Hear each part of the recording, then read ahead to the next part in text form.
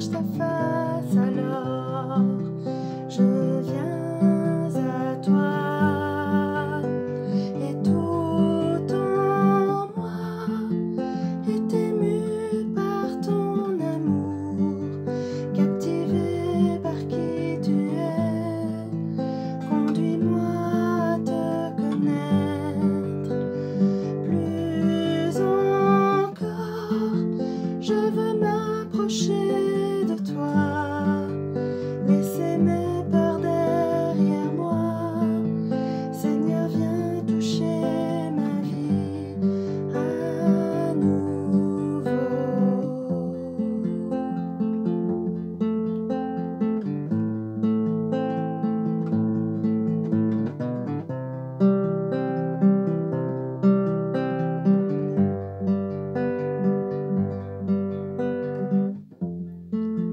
Comme le soleil à l'aurore, comme la brise dans la nuit, ta paix me restaure, tu me donnes la vie. Il n'y a aucune hésitation dans ton amour, ton affection. Rien n'est comparable. Seigneur, mon cœur désire plus de toi. Mon cœur recherche ta face, alors je viens à toi. Et tout en moi est ému par ton amour, captivé par qui tu es. Conduis-moi à te connaître plus encore. Je veux m'approcher de toi, laisser mes peurs derrière moi. Seigneur, viens toucher ma vie à nouveau.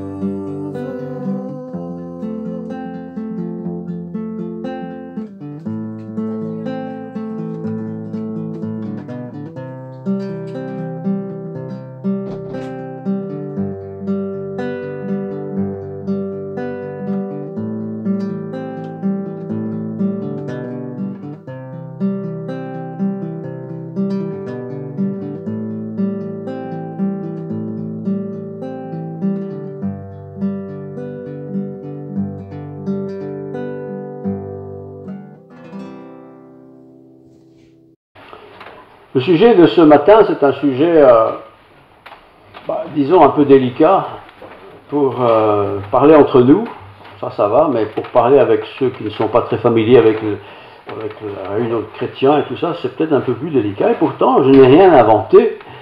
Veillons les uns sur les autres.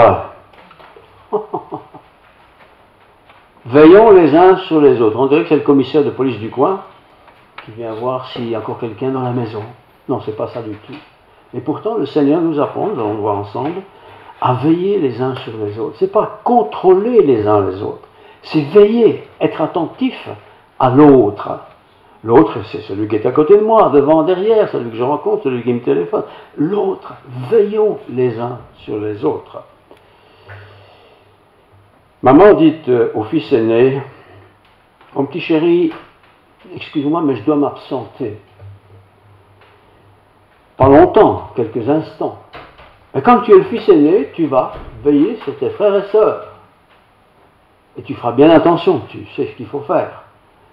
Je reviens vite, mais toi tu vas veiller. » Et toute personne qui a déjà veillé, comme ça, sur son frère, sa sœur, souvent plus petit, ben, sait ce que ça veut dire. Ma mère va me demander des résultats. Évidemment, si à peine la maman partie, me voilà parti dans ma chambre, parti regarder un jeu vidéo, j'ai laissé mon petit frère et ma petite soeur tout seul en bas, on imagine que la maman ne va pas être très contente quand elle va apprendre ça. C'est pas ça, veiller les uns sur les autres. Veiller les uns sur les autres, c'est pas non plus contrôler l'autre. Nous avons tous nos vies, nos pratiques, nous habitons par-ci, par-là. Alors quand est-ce qu'il faut veiller l'un sur l'autre? Qu'est-ce que ça veut dire, après tout? Tu es responsable. Quand une maman dit à son fils, toi t'es l'aîné, tu es responsable de ton frère, de ta sœur. tu veilles, hein, fais attention. Ne va pas jouer avec tes copains aujourd'hui. Reste à la maison 1 heure ou 2, le temps que je revienne. Fais attention. Regarde bien ta petite sœur ou ton petit frère. Si tu n'entends plus rien, surtout va voir ce qui se passe. Veille. Et le Seigneur nous dit, veillez les uns sur les autres. Il parle ici à des chrétiens, disons adultes. Mais qu'est-ce que ça veut dire, veiller les uns sur les autres? On va aller dans la maison du voisin pour voir s'il est déjà levé, évidemment. Ou s'il n'est pas encore couché, c'est pas ça que ça veut dire, bien sûr que non. Alors le plus simple, c'est de prendre le texte biblique. Hein? Et c'est dans une lettre adressée à des Hébreux. C'est la lettre aux Hébreux d'ailleurs, chapitre 10. Et nous lirons à partir du verset 23. Donc Hébreux, chapitre 10, verset 23. À partir du verset 23. Retenons fermement la profession de notre espérance. La profession de notre espérance, ça c'est ce que nous avons déclaré en croyant en Dieu. Je crois en Dieu, Père, Fils et Saint-Esprit, je crois qu'il est Seigneur, je crois qu'il est Sauveur, et ainsi toute une série de commentaires là-dessus. Hein. Donc, retenons fermement la profession de notre espérance. On a un jour dit ça, partagé cela, et souvent d'ailleurs, c'est à l'occasion d'un baptême qu'on fait cela. Car celui qui a fait la promesse est fidèle. Les promesses de Dieu, à cause de sa fidélité, se réalisent toujours. Nous, parfois, on est à côté de ce qu'on avait promis. Hein. Bon. Veillons les uns sur les autres. C'est s'adresser, pas à une famille localisée, c'est adressé à tous les chrétiens. Tous les chrétiens doivent veiller les uns sur les autres. C'est ça que ça veut dire alors. Veillons les uns sur les autres pour nous exciter à l'amour et aux bonnes œuvres. Nous exciter à l'amour, agapé, c'est le terme fort en grec, agapé, c'est celui qui aime sans calcul. Philéo, ça c'est aimer réciproque. Hein. Agapé, c'est je l'aime parce que Dieu nous aime, agapé. Hein. Il ne dit pas je t'aime à condition que, non. Veillons les uns sur les autres pour nous exciter à l'amour et aux bonnes œuvres. N'abandonnons pas notre assemblée, comme c'est la coutume de quelques-uns, mais exhortons-nous réciproquement. Réciproquement. Et cela d'autant plus que vous voyez s'approcher le jour.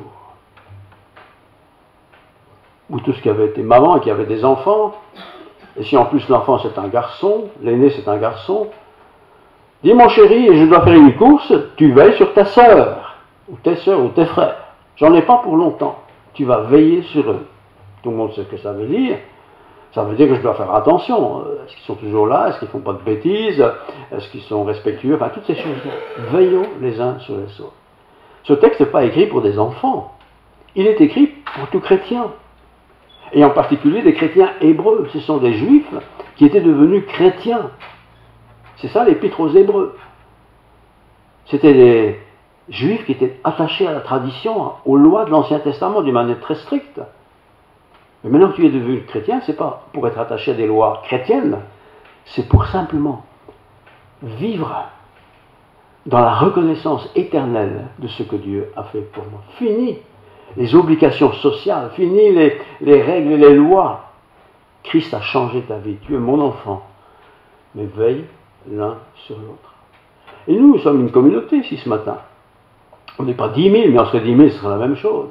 Veillons les uns sur les autres. Mais concrètement, qu'est-ce que ça veut dire? On va y arriver. Nous avons tous compris que déjà le départ de ce message nous inspire en disant, si tu dois veiller, c'est que quelque part tu as une certaine responsabilité. Et encore, il faudra définir, on va le faire, qu'est-ce que c'est que veiller? Qu'est-ce que ça implique? Qu'est-ce que ça demande? Qu'est-ce que ça exige? Tu vas veiller. L'Écriture a employé différents mots pour expliquer cette veille. Pas cette surveillance. Ce n'est pas une surveillance. C'est à l'école qu'on surveille les élèves. Mais dans la communauté chrétienne, on veille. On veille, ça veut dire qu'on prend attention. Tiens, le premier il y a toujours quelqu'un, aujourd'hui il n'y a personne. La personne est malade ou... peut être là d'ailleurs. Hein. On ne va pas directement lui téléphoner, on ne t'a pas vu, on n'est pas à ce point-là, mais on veille. Pourquoi ils ne sont plus là? Pourquoi je ne les ai pas vus depuis 3 semaines? Il y a un souci, ils sont pas bien, ils ont des soucis, ils ont des... Veillons les uns sur les autres. Je relis. Donc chapitre 10, verset 23. Retenons fermement la profession de notre espérance. La profession, ce n'est pas le métier, c'est ce que nous avons déjà dit. Et souvent, on le dit quand on se convertit, par exemple, on le partage avec certains. Parfois, certains disent, moi j'ai envie de le dire à la communauté, je me fais baptiser, enfin, toutes sortes de choses comme ça. Donc, retenons fermement la profession de notre espérance. Retenons fermement. C'est pas un certain jour dans l'histoire de ma vie, j'étais saisi par Dieu, et voilà, maintenant je suis un bon chrétien, je fais ce que je peux, et voilà. Non, c'est pas ça. C'est avoir pris conscience que Dieu veut entrer dans ma vie et changer ma vie. Pas la changer pour que je sois plus grand, plus petit, moins sympathique, plus sympathique, mais la changer pour ressembler de plus en plus à ce que Dieu demande. Donc, retenons fermement la profession de notre espérance. Donc, on l'a professé, on l'a dit un jour, à 2 personnes, à l'assemblée, n'importe, car celui qui a fait la promesse est fidèle. C'est sur base de la fidélité de Dieu que je peux professer des choses qui se trouvent être dans l'Écriture. Veillons les uns sur les autres. Veillons les uns sur les autres, c'est pas dire, tiens, il a mis une cravate bleue aujourd'hui, bizarre, d'habitude il met une verte. C'est pas ça, veiller les uns sur les autres. Il s'est encore garé comme un pignouf aujourd'hui, il prend encore de la place pour 3. C'est pas ça que ça veut dire. Mais quand même, il faut veiller. Veiller, c'est ne pas être endormi. Veillons les uns sur les autres. Ce n'est pas unilatéral, c'est quelqu'un qui veille pour tout le monde. C'est interactif. C'est pour ça que c'est adressé à une communauté. Veillons les uns sur les autres. Pourquoi faire? Pour nous exciter, pour donner envie de partager l'amour de Dieu. Mais aussi les bonnes œuvres. On n'est pas des chrétiens uniquement intellectuels.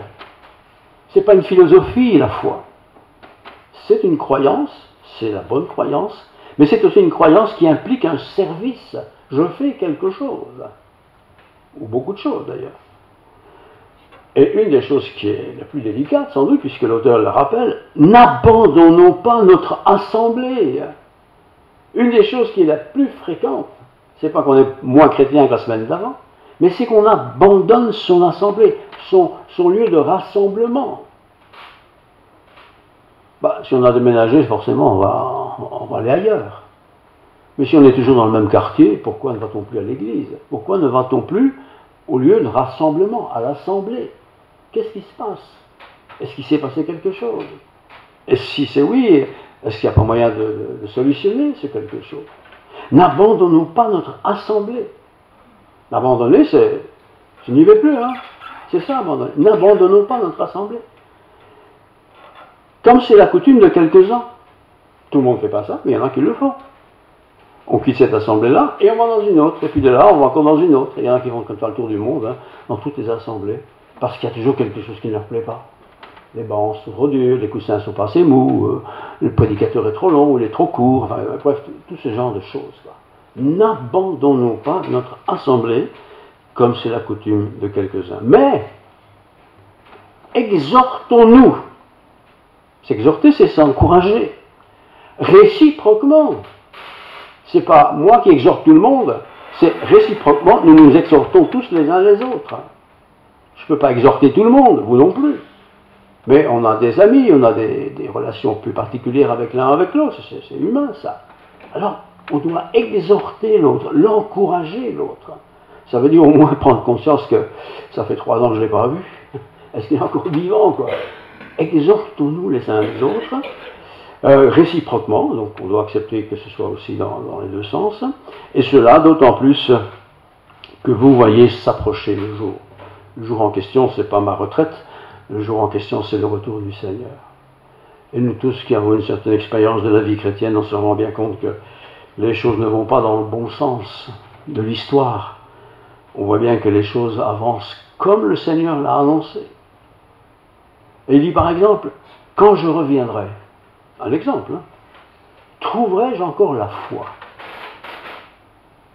Il y a 40 ans d'ici, 30 ans, demandez ça aux parents, grands-parents, tout le monde allait à l'église, hein. C'est pas parce qu'ils devaient aller à l'église, mais ils allaient à l'église parce qu'ils avaient besoin de rencontrer des chrétiens. C'était une pratique courante. On y allait, même si on ne comprenait pas toujours tout ce qui était partagé, on y allait. Aujourd'hui, l'église, c'est plutôt l'option. Tiens, qu'est-ce qu'on fait aujourd'hui?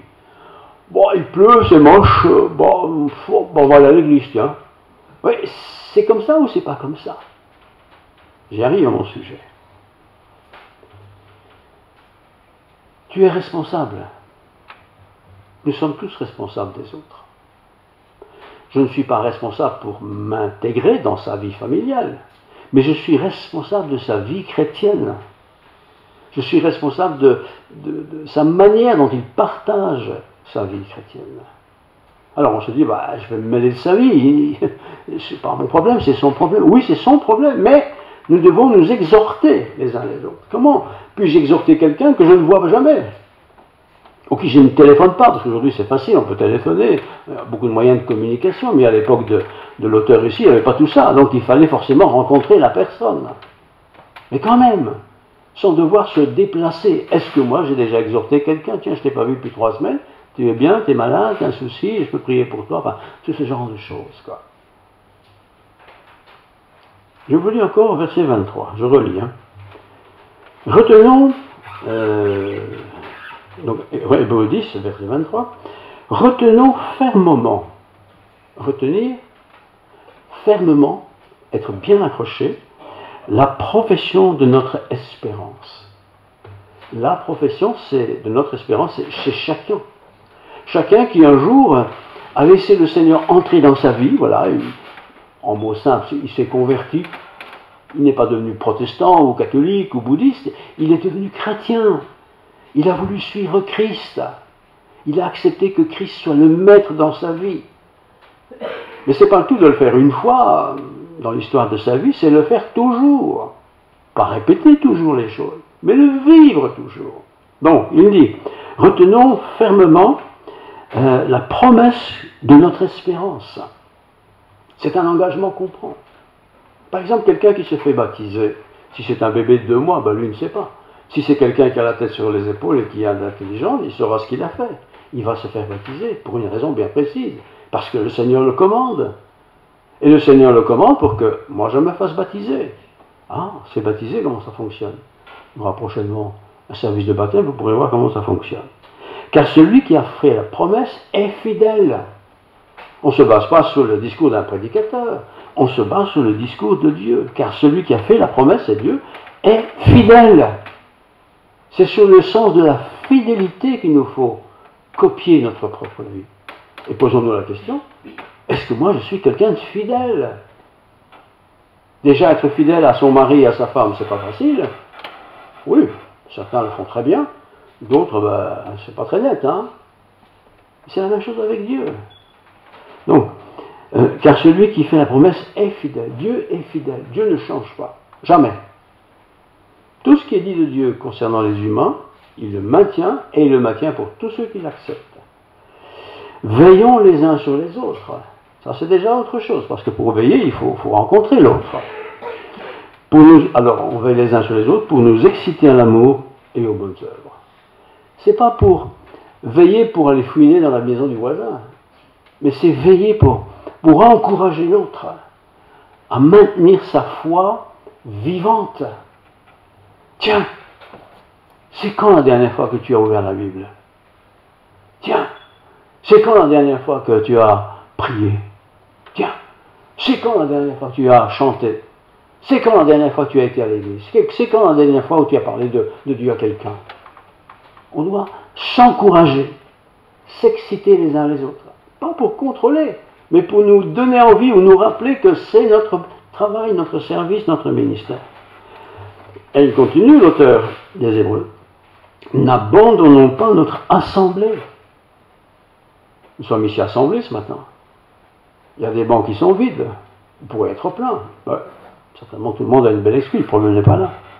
Mais quand au bout de 6 mois on n'a pas vu quelqu'un, on peut se poser des questions, même avant 6 mois. Tiens, tu vas plus à l'église? Peut-être changer d'église, pas de problème. Peut-être il n'y va plus parce qu'il y a un souci, peut-être il n'y a plus de voiture, c'est plus déplacé. N'abandonnons pas notre assemblée, comme c'est la coutume de quelques-uns. Il y en a qui avaient été spécialistes de ça. Ils abandonnaient leur assemblée. Et on pourrait se dire, mais 1-2 mois, ça ne va rien changer. Ah, tu crois ça? Mais si, ça change. Parce que nous sommes importants. Tout le monde est important dans une assemblée. Personne ne peut dire, moi, que je sois là, que je ne sois pas là, ça ne change rien. C'est pas vrai, ça. Nous sommes assemblés. Assemblés dans le nom du Seigneur, pour le Seigneur. Et ma place est importante. Je ne suis pas comme l'autre. Moi, je suis moi, vous êtes vous. Mais nous sommes ensemble. Ensemble pour adorer Dieu. Communiquer avec Dieu. Écouter Dieu nous parler aussi. Partager, communier. Donc, n'abandonnons pas notre assemblée, comme c'est la coutume de quelques-uns, il y avait des spécialistes, hein.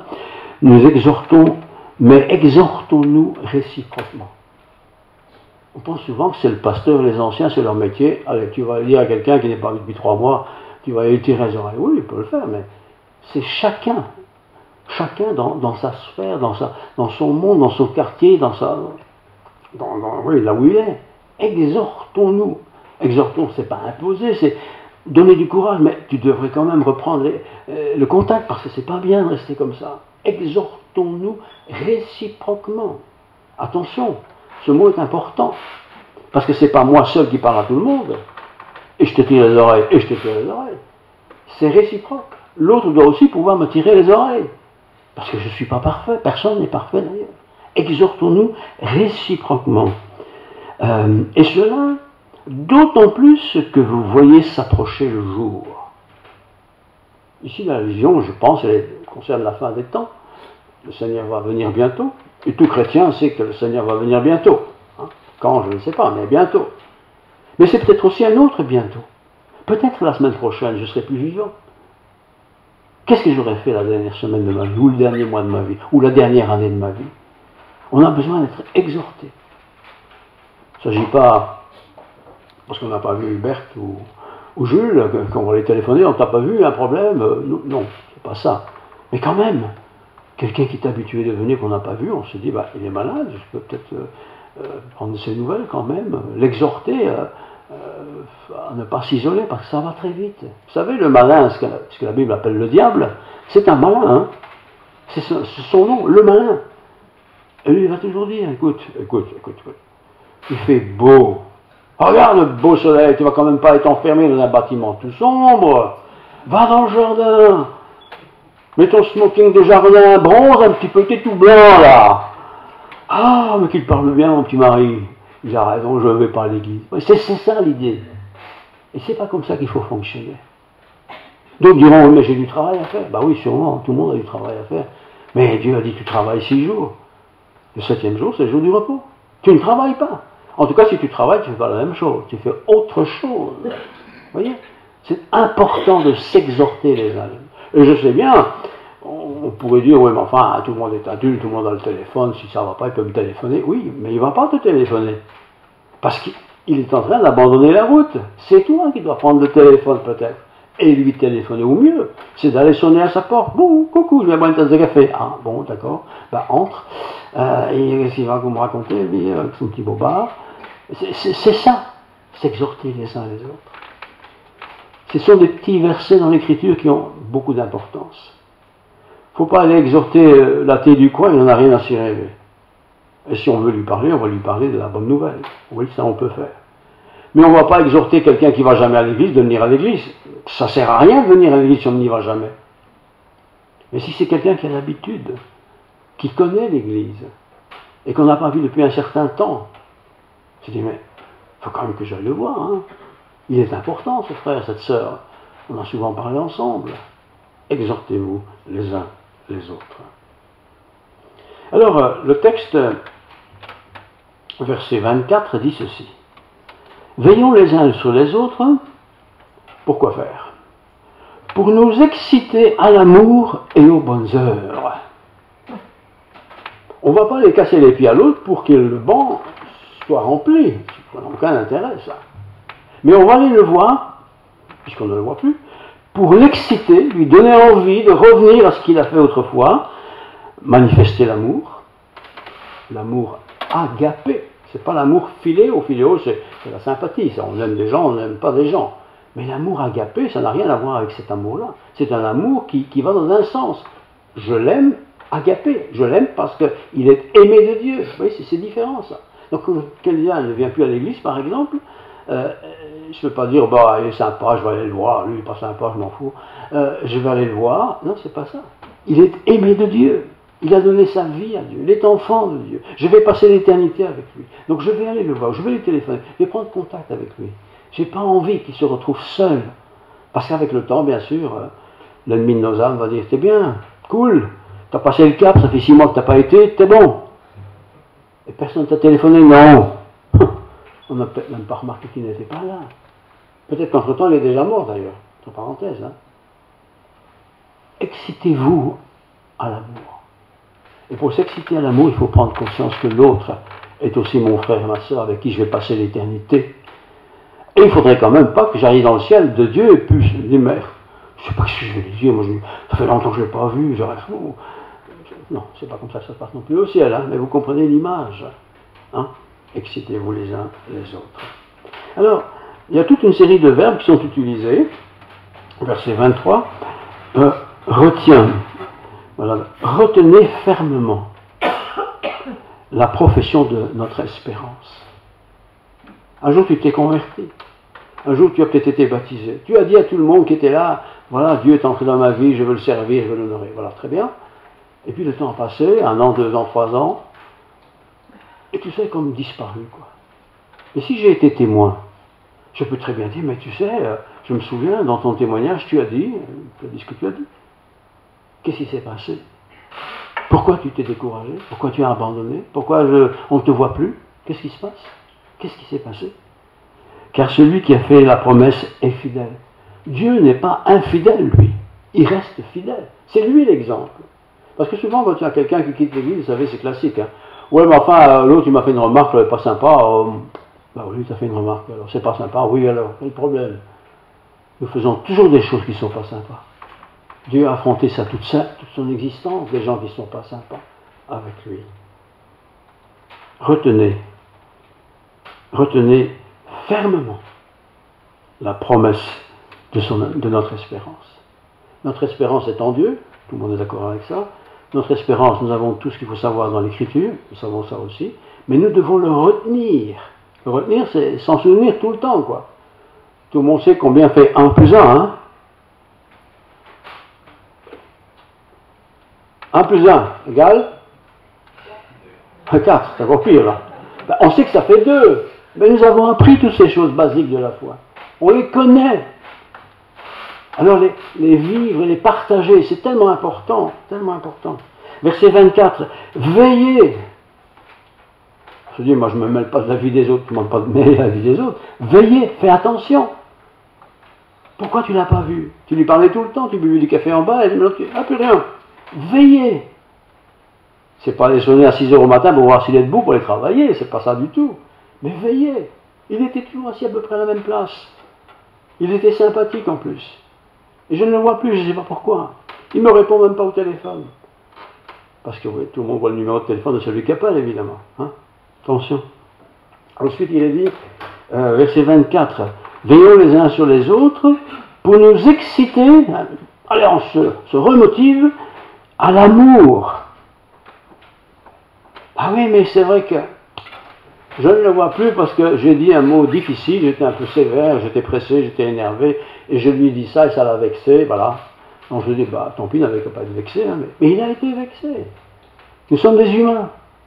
Et il y a des jours qui sont difficiles pour chacun, et ce jour difficile, il se trouve que voilà, quelqu'un m'a parlé un peu brutalement, et j'ai été vexé, voilà, maintenant je boude jusqu'à la fin des jours, quoi. Non, veillons, retenons, veillons les uns sur les autres pour nous exciter à l'amour et aux bonnes œuvres. Voilà, les bonnes œuvres, c'est des choses qui sont constructives, positives. Nous sommes tous capables de faire ça. On ne va pas tous aller voir tout le monde, hein, bien sûr que non. Mais il y a des frères, des sœurs, avec qui on a déjà parlé, avec qui on s'entend bien, on se comprend bien. Et je ne le vois plus. Je ne peux pas dire, bon, que sa vie fait son choix. Oui, c'est peut-être son choix, mais c'est peut-être pas sa vie. Il faut peut-être qu'il retourne aux sources. Et puis, bien sûr, le verset 25, lui, il est clair. Il dit, n'abandonnons pas nos assemblées. Maintenant, si tu es ici ce matin et que tu te dis, bon là c'est trop grand, c'est trop petit, bon, tout ce qu'on veut, pas de problème avec ça. Il y a assez d'églises dans le monde pour aller dans d'autres églises. Mais ne soyons pas des touristes d'église non plus. Parce que si je suis quelqu'un qui change d'église toutes les semaines, j'aurais du mal à exhorter quelqu'un si je ne les vois jamais. Oui, on exhorte ceux qu'on connaît, ceux avec qui on a pu partager, prier, communier. Hein? Et on doit s'exhorter les uns les autres pour des bonnes œuvres. Pas pour qu'il soit un meilleur chrétien ou un chrétien qui correspond plus à ce que moi je pense que ce que devait être un chrétien. Attention de vouloir calquer tout le monde à ma propre piété. C'est pas ça du tout. Exhortez-vous, verset 25, et encouragez-vous. Quand un enfant est découragé devant une leçon qu'il doit apprendre, ça sert à rien d'engueuler. Hein. Allez, ça va aller, tu vas voir. Tu veux que je t'aide un peu? C'est comme ça que ça fonctionne. Et c'est la même chose dans la vie chrétienne. Il ne s'agit pas de se mêler des affaires des gens. Bien sûr que non. Mais s'encourager. S'encourager. Oui, mais enfin, dans l'église, il y a quand même des spécialistes. Hein. Le pasteur, c'est son métier, après tout. Oui, quand il y a 5 personnes, il peut aller voir les 5 personnes. Mais quand il y a beaucoup de personnes, ça se complique. D'autant plus que lui a son propre travail. Exhortez-vous. Ce n'est pas le travail du pasteur seulement. Ah, mais il y a les anciens aussi. Ben oui, les anciens, ils ont aussi un travail. Ils ne font pas ça à plein temps non plus. Ah, il y a les anciens. Et puis il y a aussi les diacres, évidemment. Ce sont ceux qui gardent les voitures comme il faut, par exemple. Ils font ça très bien. Oui, mais il n'a peut-être plus envie de le faire. Peut-être l'aider, peut-être changer, vous voyez. Ah, mais il y a les intellectuels de l'Église. Ah, eux, ils comprennent tous les textes de la Bible. Moi, je ne comprends pas. Je mets tout ça dans l'armoire. C'est trop compliqué pour moi. Ben, allons vers ceux qui ont compris. Demandons-leur des explications. Comment tu as compris ce texte-là? Et le pasteur, il a prêché, j'ai rien compris. Non. Le pasteur, vous ne pouvez pas tous le voir en même temps. Et vous allez trouver quelqu'un. Qu'est-ce qu'il a dit, le pasteur, là, avec s'exhorter, s'encourager. Nous sommes une famille. Nous sommes différents, oui, mais nous sommes une famille. Et dans une famille, tous les enfants sont forcément différents. Alors certains diront, mais moi, je savais, pasteur, c'est sympa ce que vous dites, mais moi, je suis quand même très jeune. Hein. J'ai 40 ans, je suis un peu jeune quand même. Ah bon? Il faut qu'elle ait 75 ans, tu attends que tu es presque mort? Mais non! Dès qu'on a une expérience, on n'est plus si jeune que ça, c'est qu'on a déjà eu une expérience. Partageons-la. Essayons d'avancer cela. Hein. Alors certains diront, oui, mais il y a les anciens, il y a les diacres, ils sont consacrés, ils n'ont qu'à le faire, eux, après tout, ils s'y connaissent bien. Vous savez qu'il y a des frères et sœurs qui ne parlent jamais avec personne. C'est pas qu'ils n'aiment pas la personne, mais hop, vite parti, comme ça je n'ai pas besoin de partager quoi que ce soit. Je n'ai même pas besoin de parler de moi, je n'ai même pas besoin de demander comment il va. Parce que s'il commence à me raconter comment il va, on est parti pour 3 heures de route, voilà. Mais non, c'est ça, c'est pas ça la communauté. Exhortez-vous les uns les autres. J'ai cherché un peu dans les différentes versions, parce que parfois la Bible, il y a des petites variantes comme ça, et j'ai trouvé une autre version intéressante, Hébreux 10, 24, le même texte, hein. Veillons les uns sur les autres pour nous stimuler à l'amour. Parce que souvent, c'est un manque d'amour. On aime, hein, ça, bien sûr qu'on aime. Mais il faut être stimulé. Quand on est amoureux de quelqu'un, il ne faut rien stimuler du tout, ça va tout seul. Mais dans une église, évidemment, on ne vit pas ensemble, on n'est pas mariés. Donc il faut nous stimuler à aller peut-être vers cette personne-là qui dit jamais bonjour elle-même. Je vais me laisser stimuler, je vais aller. Hein. Alors je relis. Hein. Pour nous stimuler à l'amour et aux bonnes œuvres. Ça va. Sans abandonner le rassemblement de nous-mêmes comme certains ont l'habitude de le faire. Il y a des chrétiens, chrétiennes, des vrais, qui sont dans une église et puis ils ont une embrouille avec quelqu'un, souvent pour des queues de cerises, et disent, moi je ne vais plus à l'église là. Tous des mauvais chrétiens. Ils ne vont plus à l'église. Je ne dis même pas pourquoi, mais ils ne viennent plus. Alors comme ils sont quand même chrétiens, ils cherchent une autre église. Il n'y en a pas 65 ici non plus. Hein. Et même s'ils cherchent, ils vont en trouver une. Mais là, il y aura à nouveau un problème. Et puis, ils vont encore chercher une troisième. Il y en a qui passent toute leur vie à changer d'église. Et ils ne trouvent jamais la bonne église. Non, non. Le Seigneur est clair à ce sujet. Veillons les uns sur les autres pour nous stimuler à l'amour et aux bonnes œuvres, sans abandonner le rassemblement de nous-mêmes. Il ne s'agit pas d'abandonner ce que nous avons. Hein. Comme certains ont l'habitude de le faire, mais de nous exhorter l'un l'autre. Voilà. On doit encourager l'autre. Et l'autre a besoin d'encourager aussi. Et cela d'autant plus que vous voyez le jour s'approcher. Sans doute une allusion au retour du Seigneur, mais peut-être aussi au jour de, tu as déjà 89 ans, ou 98 ans, le jour arrive où tu vas quitter cette terre, il ne faut pas traîner là. Ah, mais bon, c'est un peu tard. Hein. Voilà. Alors, je savais qu'il y avait beaucoup d'enfants, beaucoup de jeunes ici. J'ai cherché quelque chose qui nous aide à retenir un peu les textes bibliques. Et j'ai trouvé quelque chose d'intéressant que je vous lis maintenant, concernant les relations entre nous. Les jeunes, les adultes, les hommes, les femmes, n'importe, pas d'importance. Alors, au lieu de dire 10 bonnes raisons pour ne pas aller au culte, vous savez, il y a des gens qui ne viennent pas au culte. Vous me connaissez, moi je ne vais pas vous téléphoner, je ne t'ai pas vu au culte. Hein. Mais si au bout de 6 mois je n'ai pas vu quelqu'un, même avant ça, je vais quand même essayer de savoir pourquoi, qu'est-ce qui s'est passé. Entre-temps, il est peut-être mort, hein. Ou voilà, il est peut-être en dispute avec quelqu'un. Il ne faut pas qu'il en soit ainsi. Donc, 10 bonnes raisons pour ne pas aller au culte, nous dirons ceci, 10 bonnes raisons de ne pas se laver.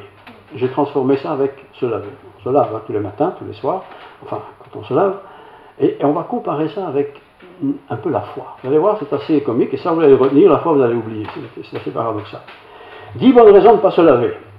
Écoutez-moi bien, hein. Ce matin tout le monde s'est bien lavé parce que ça sent bon ici. Mais si personne ne se lave dimanche prochain, on le saura tout de suite. Il y a un problème ici. Hein. On m'obligeait de me laver quand j'étais enfant. Ah ben maintenant que je suis grand, je ne me lave plus.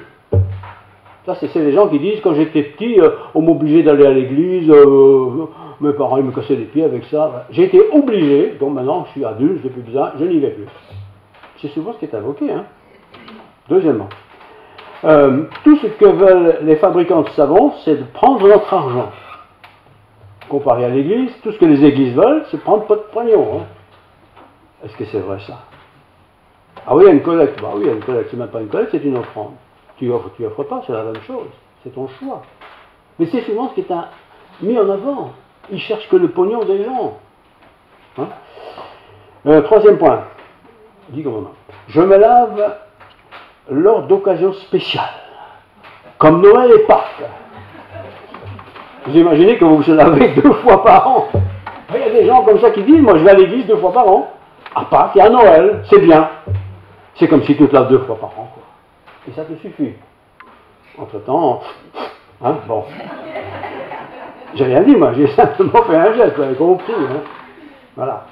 4e idée. Les gens qui se lavent sont des hypocrites. Ils se croient plus propres que les autres. Ah non, c'est pas vrai ça.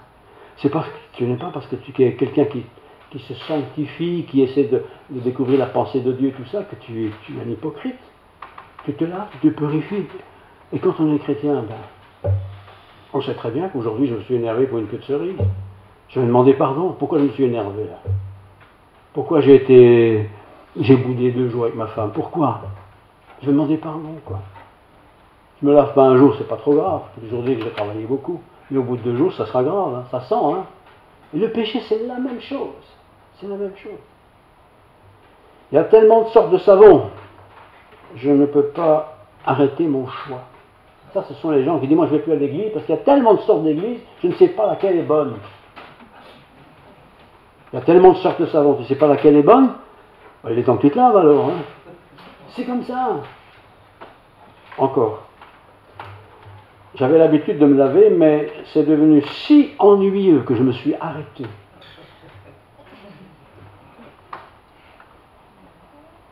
« 15 minutes. À un moment donné, on en a marre, quoi. Mais il y en a qui vont à l'église qui en ont marre. C'est toujours la même chose. Toujours la même chose. Le regard est toujours le même. Oui, peut-être. Moi, j'ai peut-être pas changé. J'ai peut-être pas pris du temps avec Dieu. Et ce que j'ai regardé, ce que j'ai vu, ce que je devais peut-être pas voir, c'est cette mauvaise habitude que j'ai de comparer ma vie avec celle des autres. Parce que je ne suis pas l'autre. Et l'autre n'est pas moi. Je suis simplement ce que je suis par la grâce de Dieu. L'argument aussi, c'est 7e, 10 commandements. Aucun de mes amis ne se lave, donc je ne me lave pas non plus. Ça, ce sont les gens qui disent, moi je ne vais pas à l'église. Tous mes copains, ils ne vont pas à l'église, donc je ne vais pas à l'église. Est-ce que c'est juste cet argument? La salle de bain, chez nous, Elle n'est jamais assez chaude. Il fait toujours froid dans la salle de bain. Donc je ne vais plus dans la salle de bain, donc je ne me lave plus. Il y a des gens qui disent ça de l'église. Moi je ne vais pas à l'église, il fait toujours caillant là. Ou il fait toujours trop chaud. Moi je n'y vais plus. Vous voyez à quoi on compare parfois la vie ecclésiale, la vie de l'église, à des banalités de notre propre vie. Et nous pensons avoir raison. Ah, moi je vais commencer à me laver quand je remarquerai que je ne suis plus très propre. Tu te lèves le matin, ben ça va, je ne suis pas sale, je ne me lave pas. Un jour ça va, 2 jours ça va déjà moins bien, je ne te parle pas du 3e jour. Ben oui. Se laver, c'est se purifier. Se purifier, c'est se regarder soi-même et dire, mais toi tu juges là, mais toi, tu es si propre que ça? Tu es si propre que ça? Dernier point. Vous savez, monsieur le pasteur, je ne trouve plus le temps de me laver. Oh, c'est embêtant ça. Donc il y a des gens qui viennent pas à l'église parce qu'ils n'ont plus le temps de se laver pour aller à l'église. C'est pas juste, c'est pas vrai. Ce sont des choses qu'on avance pour justifier un peu pourquoi on ne va pas à l'église. Alors, il ne s'agit pas ici du fait d'aller ou de ne pas aller à l'église, vous avez compris, c'est le fait de vivre sa foi chrétienne. Et je peux passer comme ça des semaines et des mois sans me laver, hein. Je ne vais pas mourir pour ça. Mais, entre-temps, j'aurais sûrement fait beaucoup de mécontents. Ne fût-ce que ma femme, mon mari, mes enfants, mes parents, et puis tout le reste, quoi. Quand on n'est pas dans l'intimité du Seigneur, frères et sœurs, il faut bien le savoir, hein, ça se reflète très vite sur ma relation avec l'autre, qui est peut-être mon frère et ma sœur dans la foi. J'avais intitulé mon sermon Veille sur les autres. Je termine en lisant le verset 24-25. Veillons les uns sur les autres pour nous exciter à l'amour et aux bonnes œuvres.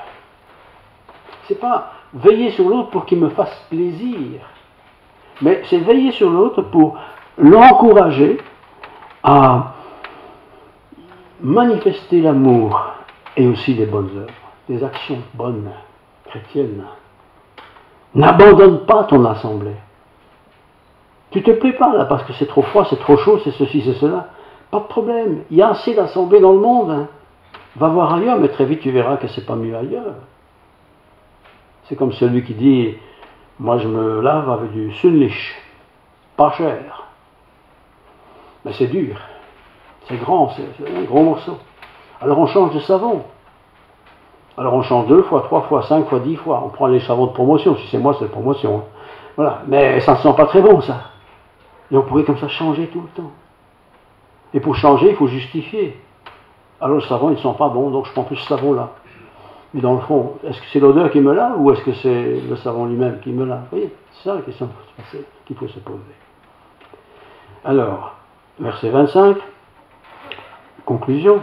N'abandonnons pas notre assemblée. Première question, est-ce que j'ai une assemblée à laquelle je suis attaché? Si je ne suis pas attaché, je ne peux pas l'abandonner. Si je suis un visiteur occasionnel, pas de problème. Mais n'abandonne pas ton assemblée.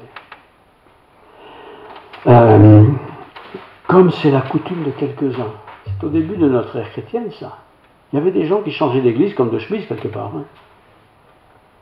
Trop d'hommes, trop de femmes, pas trop vite, pas assez vite, je comprends rien. Enfin, c'est tout ce genre d'arguments, quoi. Mais exhortons-nous, n'abandonnez pas votre assemblée, mais exhortons-nous, on s'exhorte, on s'encourage, réciproquement. C'est pas moi seul qui encourage l'autre, il m'encourage aussi.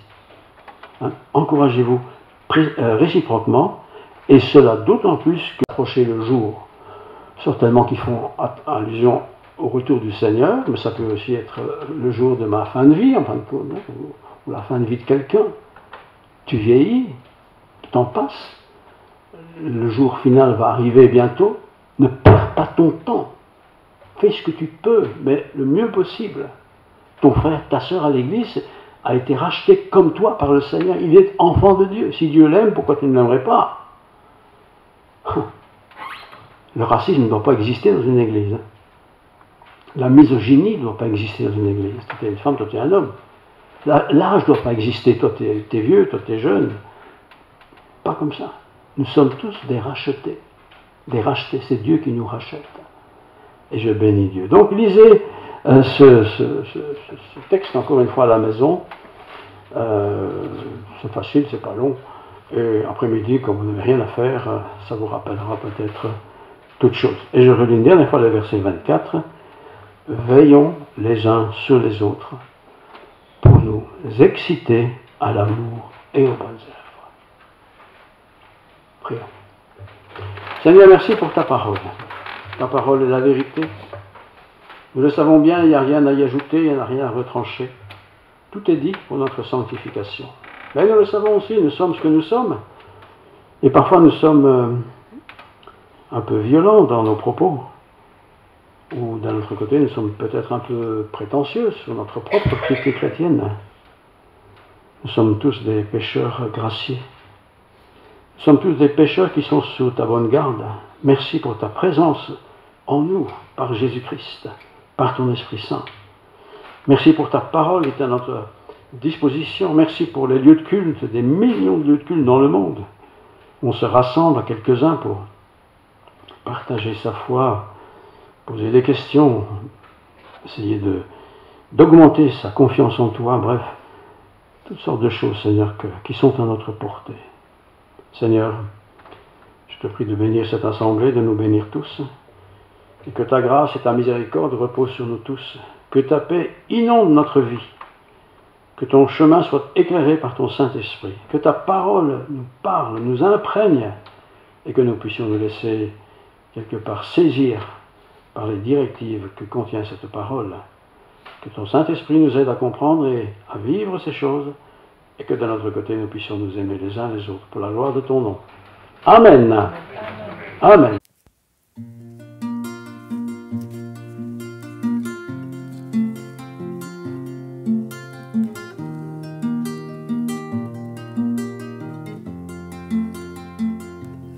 À genoux devant toi, je ne peux rien t'apporter d'autre que moi. À genoux devant toi, les yeux clos mais le cœur ouvert à ta voix. Quand tout ce qu'il me reste, c'est la certitude que tu es mort pour moi. Alors mon cœur soudain s'élève quand ton amour vient me toucher. Et je regarde à la croix et je te vois à la croix. Ma vie retrouve un sens quand je me tiens à genoux devant toi. À genoux devant toi. Je ne veux rien espérer d'autre que toi. À genoux devant toi, quand mon âme ne fait que gémir après toi, quand tout ce qu'il me reste, c'est la certitude de ton amour pour moi. Alors mon cœur soudain s'élève quand ton amour vient me toucher. Et je regarde à la croix et je te vois à la croix. Ma vie retrouve un sens quand je me tiens. Alors mon cœur soudain s'élève quand ton amour vient me toucher. Et je regarde à la croix et je te vois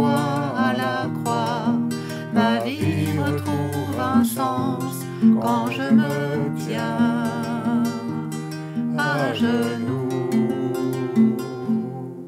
devant toi.